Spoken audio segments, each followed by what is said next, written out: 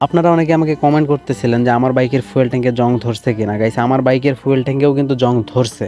Guys, এটা তো আমি 9 মাস ব্যবহার করার পরে জং আসছে, ঠিক আছে। আর 2025-এর যে মডেলগুলো আছে, তো এইগুলাতে 1 মাস 1.5 মাস 2-3 মাসের ভিতরে দেখেন যে জং চলে আসে।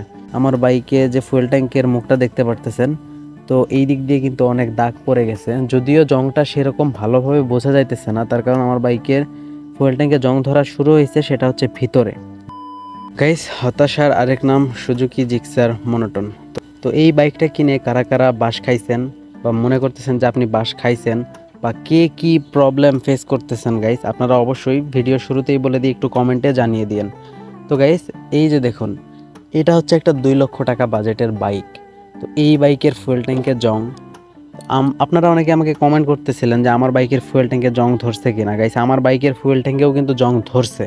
তো এটা নিয়ে আমি একটু পরে কথা বলতেছি, আগে কিছু কথা বলে নেই।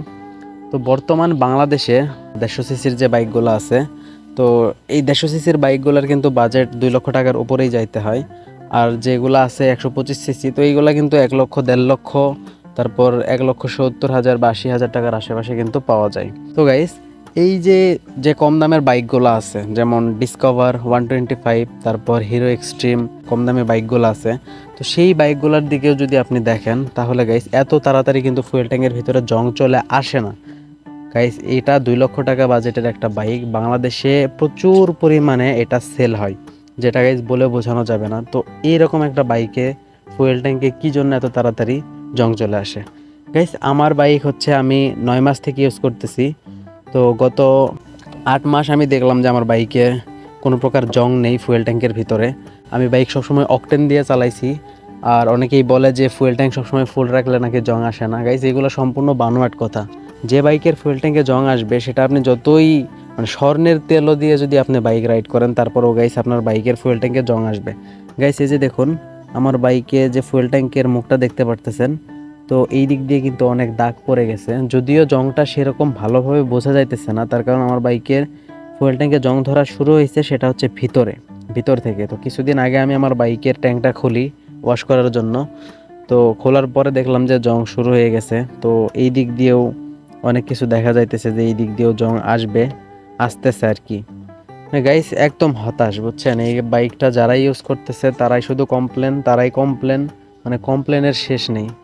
তো গাইস, আমার বাইকে যখন আমি দেখলাম, মেকানিক যখন আমাকে বলল যে জং শুরু হয়েছে, তো আমি তো বিশ্বাসই করি নাই, তার কারণ এই দিক থেকেও এখন পর্যন্ত চকচকাই লাগে। কিন্তু গাইস, ভিতরের অবস্থা আস্তে আস্তে খারাপ হইতেছে বা আরও খারাপ হবে। গাইস, এতটা খারাপ লাগছে গাইস, এতটা খারাপ লাগছে। একটা জাপানিজ কোম্পানি সুজুকি একটা জাপানিজ কোম্পানি হওয়া সত্ত্বেও এই বাইকের ফুয়েল ট্যাঙ্কের এই অবস্থা। গাইস, আমি আপনাদের এই বাইকের মডেলটা বলে দিই। এটা হচ্ছে 2024-এর মডেল, বাইকের বয়স হচ্ছে 9 মাস। আর অনেকেই কমেন্ট করেন যে 25 সালের মডেলে জং ধরে কিনা। গাইস, এটা তো আমি 9 মাস ব্যবহার করার পরে জং আসছে, ঠিক আছে। আর 2025-এর যে মডেলগুলো আছে, তো এইগুলাতে 1 মাস 1.5 মাস 2-3 মাসের ভিতরে দেখেন যে জং চলে আসে। 2025 সালের যে মডেলগুলো, এইগুলোর আরও গাইস খারাপ অবস্থা। তো এই বাইকটার কোনো সমস্যা ছিল না হচ্ছে 22-এর মডেল আর 21-এর মডেল। 23-এর মডেলেরও সেরকম কোনো সমস্যা ছিল না, কিন্তু 24-এর মডেলে সব থেকে বেশি সমস্যা, আর 25-এর মডেলে সব থেকে বেশি সমস্যা এই ফুয়েল ট্যাঙ্কে জংয়ের বিষয়টা। গাইস, মনটা খুবই খারাপ, তার কারণ শখের বাইক, জং চলে আসছে।